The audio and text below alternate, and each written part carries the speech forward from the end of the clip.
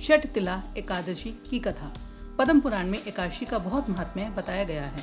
माघ माह में कृष्ण पक्ष में आने वाली एकादशी को षठ तिला एकादशी कहा जाता है। एक पौराणिक कथा के अनुसार एक महिला की खूब संपत्ति थी। वह गरीब लोगों को बहुत दान करती थी। वह जरूरतमंदों को बहुत ज्यादा दान देती थी।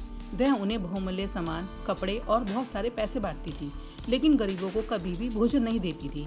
यह माना जाता है कि सभी उपहार और दान के बीच सबसे महत्वपूर्ण भोजन का दान होता है, क्योंकि यह दान करने वाले व्यक्ति को महान गुण प्रदान करता है।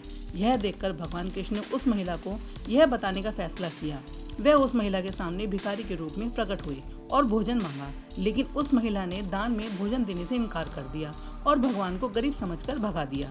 भिखारी बार बार खाना मांगता रहा। परिणाम स्वरूप महिला ने भगवान कृष्ण का अपमान किया, जो एक भिखारी के रूप में थे, और गुस्से में भोजन देने के बजाय भीख की कटोरी में एक मिट्टी की गेंद डाल दी। यह देखकर उसने महिला को धन्यवाद दिया, वहां से निकल गया। जब महिला वापस अपने घर लौटी तो वह यह देखकर हैरान रह गई कि घर में जो भी खाना था वह सब मिट्टी में परिवर्तित हो गया। यहाँ तक कि उसने जो कुछ भी खरीदा वह भी केवल मिट्टी में बदल गया। भूख के कारण उसका स्वास्थ्य बिगड़ने लगा। उसने इस सब से बचाने के लिए भगवान से प्रार्थना की।